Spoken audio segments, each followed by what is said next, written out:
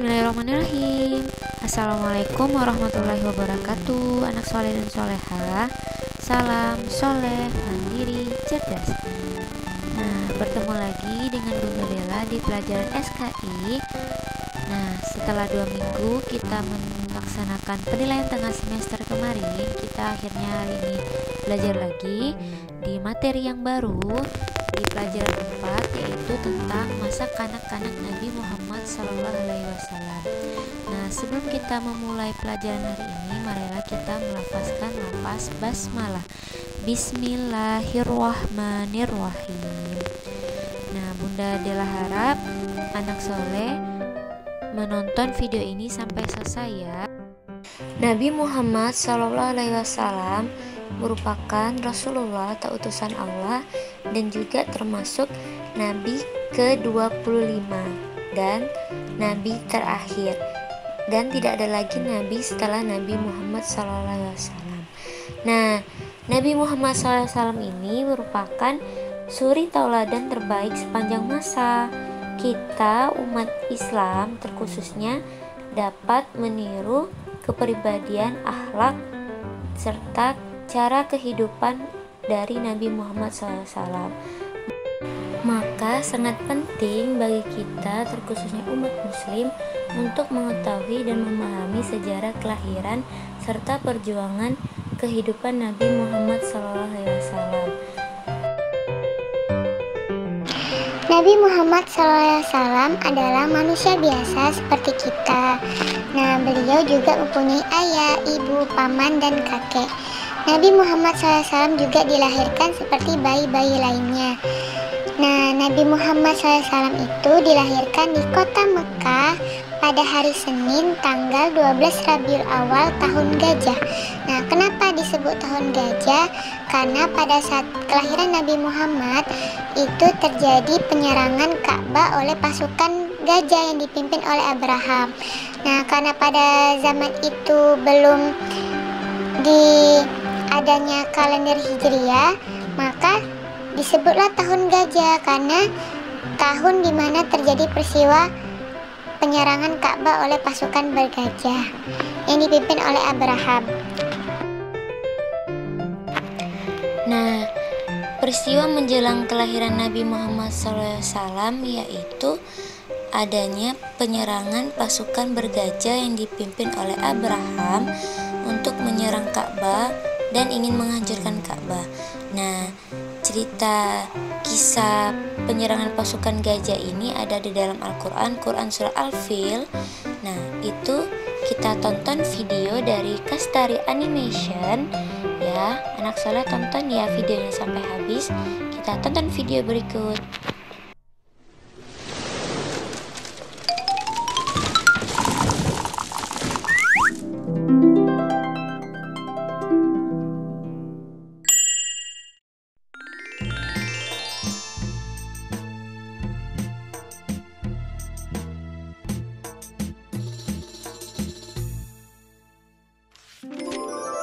Kisah penyerangan pasukan bergajah ke Mekah.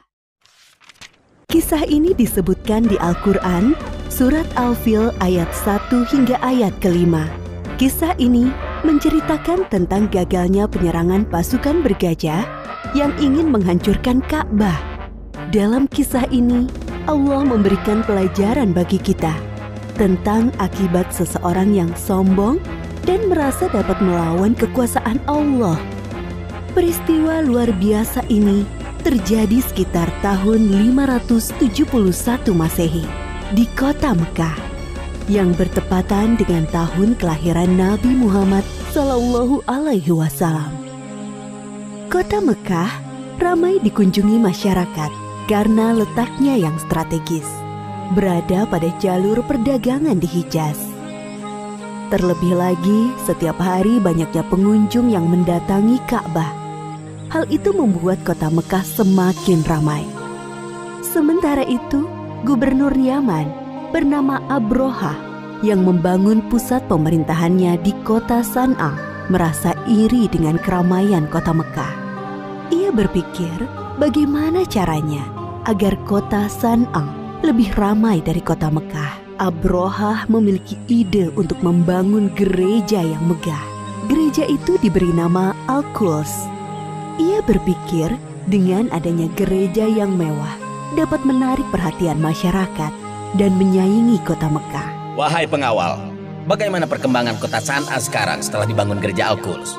Apakah lebih ramai dari kota Mekah? Maaf tuanku, walaupun kita sudah membangun gereja yang megah, orang-orang tetap ramai mengunjungi Ka'bah. Apa? Baiklah kalau begitu. Kita akan hancurkan Ka'bah.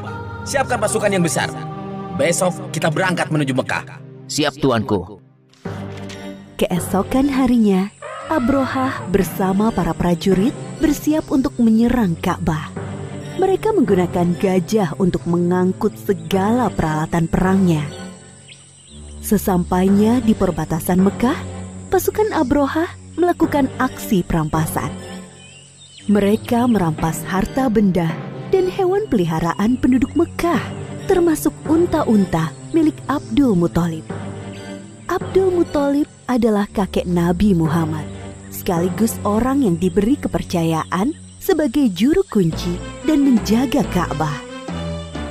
Wahai saudaraku, Abdul Muthalib, ada hal buruk yang ingin aku sampaikan kepadamu. Ada apa, wahai saudaraku? Kenapa nafasmu tersengal-sengal? Ada seorang bernama Abraha. Ia datang dari Yaman bersama pasukan yang besar.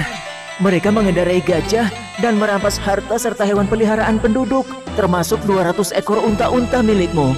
Mendengar hal itu, Abdul Muthalib bergegas menuju tempat Abrohah dan pasukannya untuk menanyakan kebenaran kabar itu. Wahai Abraha, apa tujuan Tuan datang kemari dengan membawa pasukan yang besar ini? Aku datang ingin menghancurkan Ka'bah. Ka'bah telah membuat orang-orang tidak mau mengunjungi kotaku San'a. Padahal kami telah membangun gereja yang megah dan lebih indah dari Ka'bah. Lalu, apa maksud kedatanganmu kemari, wahai kakek tua? Saya minta Tuan mengembalikan 200 unta-unta saya. Jadi, kamu tidak berniat untuk menghalangiku menghancurkan Ka'bah, wahai kakek tua? Saya hanya memiliki unta, sedangkan Ka'bah bukan kepunyaan saya. Ada Tuhan yang menjaganya. Baiklah, aku akan mengembalikan unta-untamu. Sekarang, pergilah wahai kakek tua. Jangan halangi aku dan pasukanku. Abdul Muthalib kembali ke rumahnya. Kedatangannya sudah ditunggu oleh para penduduk. Abdul Muthalib menceritakan tujuan Abrohah datang ke Mekah. Tidak lain adalah untuk menghancurkan Ka'bah. Lalu sekarang, apa yang harus kita lakukan, wahai Abdul Muthalib? Sementara ini, kita mengungsi ke bukit sampai keadaan kota Mekah aman kembali. Baiklah, kami akan segera berkemas-kemas. Abdul Muthalib dan para penduduk mengosongkan kota Mekah.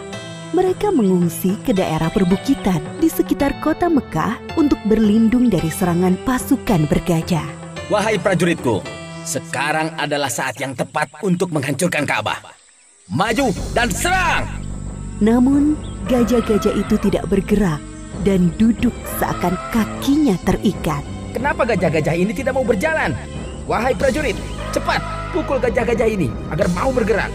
Para prajurit memukul gajah-gajah itu berkali-kali dengan harapan agar mau berdiri. Namun usaha mereka sia-sia. Wahai Tuan, lihatlah ke atas langit. Apakah itu? Dari arah langit, tiba-tiba datang sekawanan burung membawa batu-batu panas. Seperti yang disebutkan dalam surat Al-Fil ayat 3-4. Dan Dia Allah mengirimkan kepada mereka burung yang berbondong-bondong yang melempari mereka dengan batu dari tanah liat yang dibakar. Abrohah dan para prajurit berlarian meninggalkan Ka'bah.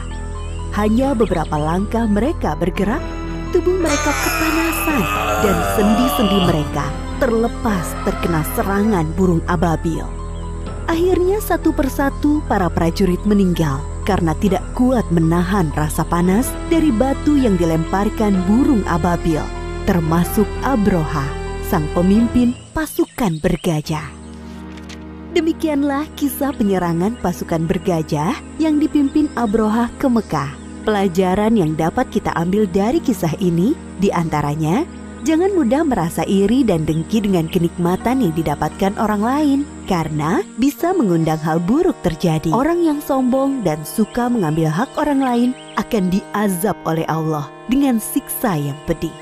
Bagi Allah tidak ada yang mustahil terjadi. Jika Allah menghendaki sesuatu terjadi, maka tidak ada yang bisa menghalangi. Allah Maha Kuasa atas segala sesuatu. Wallahu a'lam bishawab.